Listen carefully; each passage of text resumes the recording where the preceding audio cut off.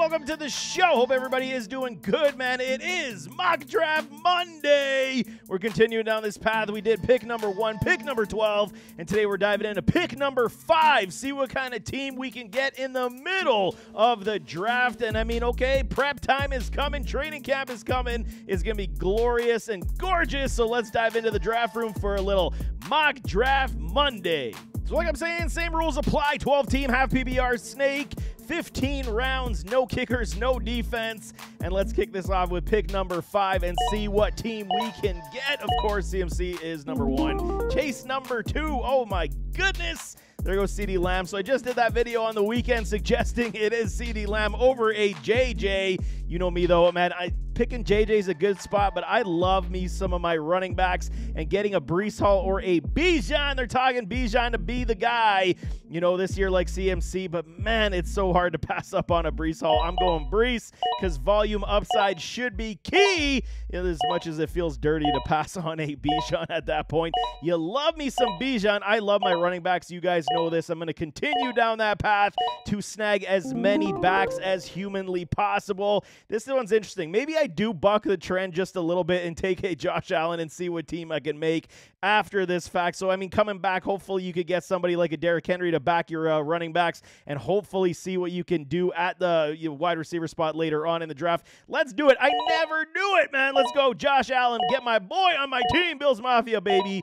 Let's stand up, and Breece Hall and Josh Allen is a nice 1-2 punch to start. Josh Jacobs, there's Derrick Henry. So where are we with wide receivers? Debo, DJ Moore, Michael Pittman. I mean, there's wide receivers that you feel like, okay, you're going to have to make it up in the aggregate if you don't get the top guys like a Tyreek, Chase, Lamb, you know, even a Amon-Ra St. Brown, A.J. Brown type of situation. You miss out on all these guys. I think we wait. I think we go and stack our running backs. I'm going to go Derrick Henry here.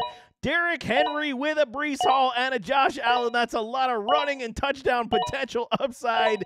I do like it, and I'm never going to, shy away from going after all my running backs, because we know that this is the bread and butter still in fantasy football to get the volume upside running backs. Where are we at with wide receivers? Cooper Kupp. There is, a lot of, people suggesting that it is going to be, the changeover from a Cooper Kupp to Puka Nacua, but I mean, Kupp's aging, he's dealing with injuries, but I still don't dislike having a Cooper Kupp. And then maybe Tank Dell, you got Keenan, you got yourself a T. Higgins. Where are we at with running backs here? James Cook, Mixon. I'm going to wait, obviously, on running backs now because I need somebody.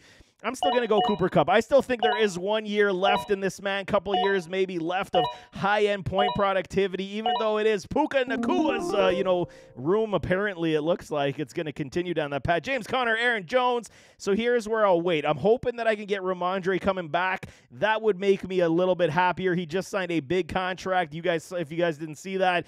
And I'm going to go a little T. Higgins. I think T. Higgins at this point, if he gets traded, that much better. Zay Flowers, I'm a huge fan of as well. It's just that offense I do believe is going to be run heavy. Once again, I do like me T. Higgins. Give me some Cooper Kupp and T. Higgins. And if T gets traded, then that's all the better for us because, then maybe he will get alpha targets coming to a team that needs to have the top-end #1 wide receiver. Where are we at with running backs coming back? DeAndre Swift, Ramondre. So Swift is interesting to me. I am a Swift backer. I do love me some DeAndre Swift. I am a little concerned at this point how they're going to split up the backfield with the tandem.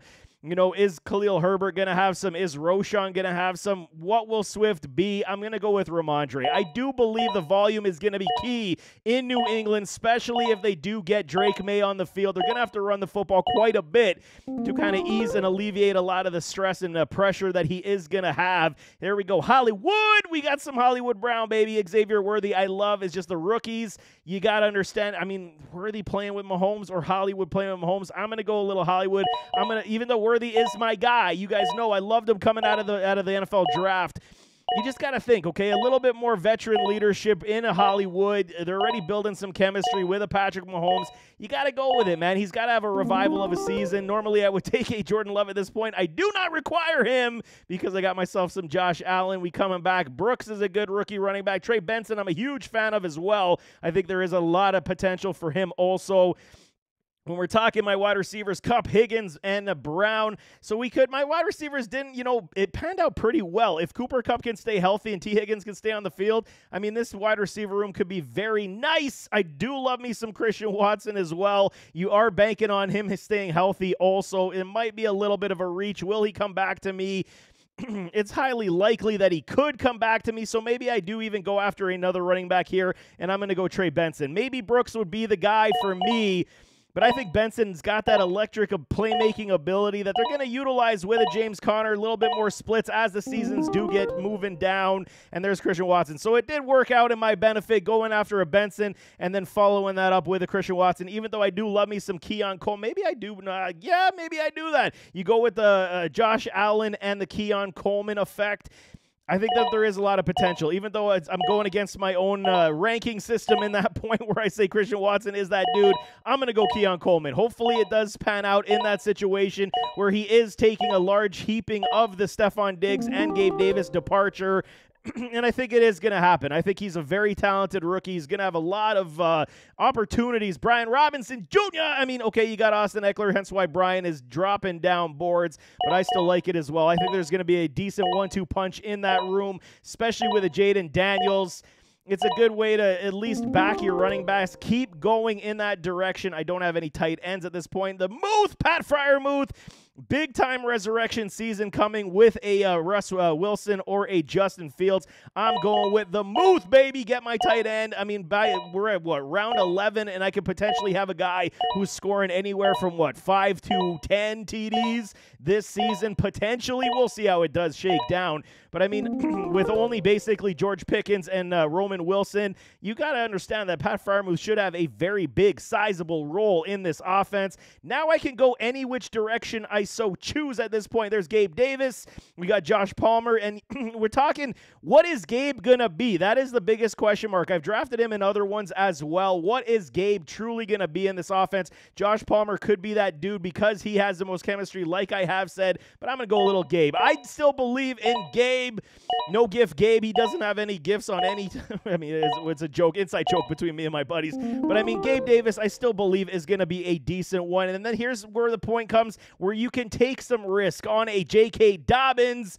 Injuries aside, he's playing with a Gus Edwards here in Los Angeles. So I do like it with taking the low flyer risk in the 13th round on JK. If he does pan out, man, that is going to be lovely, and he's going to give you some good point productivity. I am spreading it around with my running backs and wide receivers basically round to round now as we see this club, but I do not dislike what you can get here at pick number 5. You can build a pretty decent team. Brandon Cooks, I mean, he was earning, but was he really spectacular like we had envisioned and hoped for last year? No. Running backs have been picked clean at this point. So, I mean, Adam Thielen still with those Carolina Panthers. You got to believe an uptick is coming with a Bryce Young as well. But I don't dislike Brandon Cooks at this point. But it's very difficult to trust because CeeDee Lamb is going to see so many targets coming his way.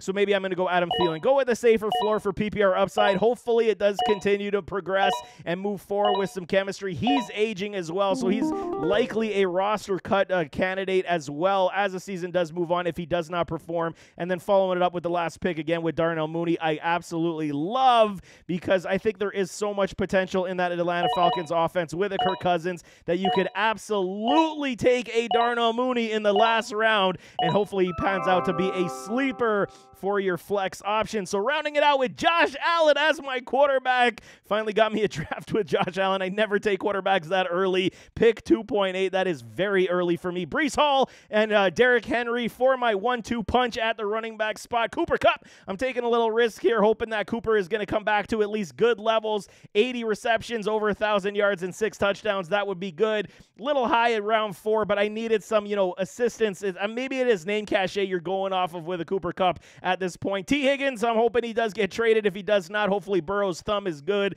and he stays on the field and they can absolutely eat. Pat Freiermuth, the Moot. Like I'm saying, not a lot of receiving weapons that are, at this point for this Pittsburgh Steelers offense. They are rumored to be still in on the Brandon Ayuk situation, which would downgrade a Freiermuth. But I do like the fact, as we said today, George Pickens, Roman Wilson, and Pat Freiermuth. Pat could literally be the number 2 target for a Russ Wilson. Ramon Dre, my dude Dre, he's going to see volume upside. Got his contract contract, so you know they're going to utilize him. Hollywood Brown with these Kansas City Chiefs and Patrick Mahomes boy. He's going to see a lot of targets coming his way as they're trying to make their team go back to something of a track squad. Trey Benson, rookie. I mean, a lot of, if James Conner goes down, and we've seen James Conner go down with injury before, medical room has been his best friend, in his career. So we'll see if Trey Benson can stay on the field and James Conner goes down. That could be an absolute gem of a get. Keon Coleman doing the, 1-2 punch with a Josh Allen. That's a little bit risky, but we'll see where the targets do go. Brian Robinson with these commies. I mean, again, split backfield with an Austin Eckler definitely is there. Gabe Davis, we'll see what Gabe does. I mean, in the 12th round, is it really a risk where he could still see 90 targets this year and then playing with a Trevor Lawrence? Maybe the TDs go back to where we saw anywhere from 7 to 10 to 12 TDs this year in this Jags offense. It is highly likely that it could pan out that way. So Gabe Davis in the 12th round to me is still very good value. J.K. Dobbins, huge risk, potential reward. We'll see how that does shake down. Can he stay healthy for a full season? We have not seen it, so it is a giant risk. Aging Adam Thielen, hopefully with PPR upside, and then finishing it off with a Darnell Mooney in secondary role from a Drake London, Bijan, and Kyle Pitts. So he is going to see the 4th round of targets coming in that offense, but I do not dislike this team. There is a lot of value to be had here in pick number 5, and that is also getting, superstar elite quarterback with elite talented running backs, and then hopefully rounding it out with your wide receivers. So there you have it. That is pick number 5 on your Mock Draft Monday. I like the team. I think it's okay. Yes, the wide receiver risk is there again, so you're seeing a little bit of a trend in how I draft when it comes to me picking a lot of my running backs. Maybe on the next one, I'll go a little bit more wide receiver heavy and see what I can build with the running backs later down the board, because we should do that as well. Maybe I'll take pick number 7 this time, and then we'll see. But up for debate. I understand a lot of people want to take the wide receivers ahead of running backs, but I always got to have a good heaping of backs on my team. But nevertheless, as always, don't forget to hit that like button, hit that subscribe button, jump in those comments, give me your thoughts. What do you think of this team? You in, you out? What don't you like? Throw it in the comments. We could definitely talk it out, but we'll see you next time. I am out.